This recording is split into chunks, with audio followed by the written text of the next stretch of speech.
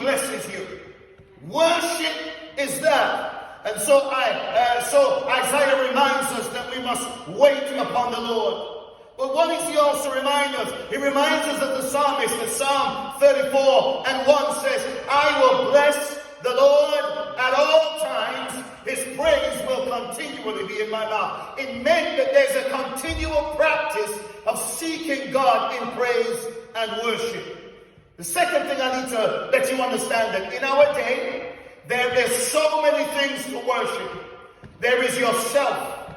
There is other iconic characters. There is your job. There is your money. There is all of those things around you that you can seek to worship. But God says all of those things can disappear. Your job can disappear. Your work can disappear. Your family can disappear too. Everything around you that you see physically can disappear. But what you will be left with is whom you will meet. And you will meet God. He is the only thing in your life that cannot disappear. And your eternal soul. So when your eternal soul meets God, you must remember He is the one to be worshipped and not the idols in your life. And so if something's distracting you, if something is coming before God, if you have to put something down before you serve God, put it down quickly. Because God can only be worshipped. He can only be lifted up. He cannot be a side story. He cannot be something on the side. He has to be adored and worshipped and the center of your praise. The second thing is wisdom. Today we have a lot of knowledge flowing around, but no wisdom. Today we have not even knowledge, I would call it information. We have a lot of information, but no inspiration and no spiritual uplifts. So we need wisdom.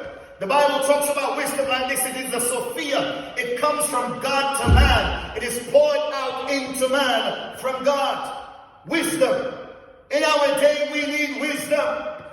Everything is happening around us to give us knowledge of this, knowledge of that. There is this website for this. There is this email for that. There is everything around us to try and bring a knowledge to us. And when you look at it all, you ask yourself the question, what kind of knowledge is it giving me? What kind of understanding is it giving me? All these conspiracy theories, do they have a redemption behind them? Do they have a rapture behind them? Do they have a God behind them? Every kind of theory that is coming to you, what is the end product of the theory? If they tell you not to take a vaccine, is it that you'll not take it and you will live forever? You are going to die someday. So the wisdom that you might have is to seek God in your crisis. Seek God in this time of crisis. You need wisdom, and that means information that comes from God. And when God gives you information, you will be confident to know that if He begins the work, He is faithful to complete it. You will know that the earth is the Lord's. It's not Trump's. It's not Johnson's, it's not Russia's, it's not India's, it's not anybody's world to control. The earth is the Lord's and the fullness thereof. And you and I need to know there is a time clock for God to make things happen. When God is going to make things happen, no devil on earth will stop Him. No weapons that is formed will ever prosper against the work of God. He has a plan, and that plan is plan A. Let's give Him praise. Wisdom. Proverbs talks about wisdom. It talks about it in Psalm 51. Psalm 51 talks about this. Lord, give me wisdom in my inward parts. And that means that inside of us we have to have wisdom. Not on our phones, not on our YouTube channel. It needs to be in our hearts. Not on a message given by somebody on WhatsApp. It needs to be inside of us. Wisdom, when it comes from God, rectifies your inside. Wisdom is like a medicine. It's like a wine that goes in. It's like a drug that goes into your body and heals your spiritual sickness. Wisdom from God changes your look, changes your outlook, changes your purpose, changes your destiny, changes your words, changes your ideas, restores your family, heals your mind, and brings you to a new understanding of your eternal destiny. Wisdom from God. It also takes out the fear.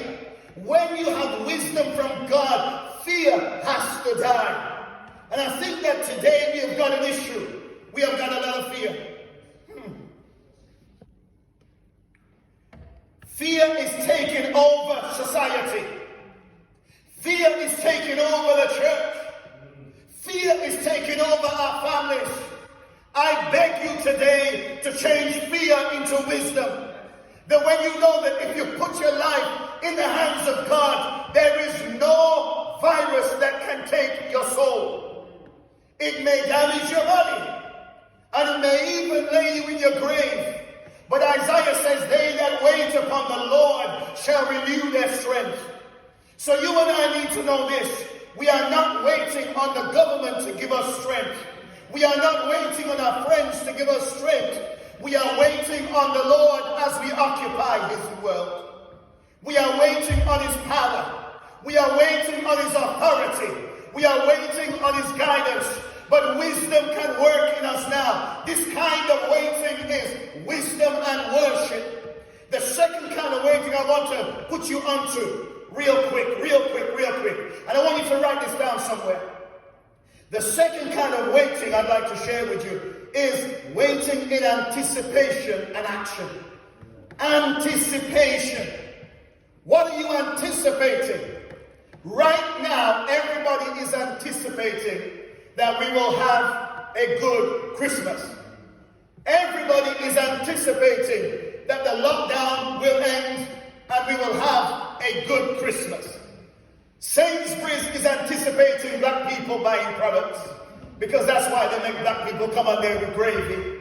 And what they don't understand is gravy is only bisto. It's the chicken that matters, the ackee and the saltfish and the bami and the breadfruit. And that's what matters most. And the macaroni, not mixed up with any foolishness, but macaroni with just cheese and a little bit of pepper. We don't want it mixed up with everything else, with fruit and whatever, and little coleslaw and little salad. That's what matters. You can't just have gravy. And this is why Sainsbury's need to repent and find some black people in the boardroom and not on their adverts. So when you look at it, everybody is looking for this Christmas without presents.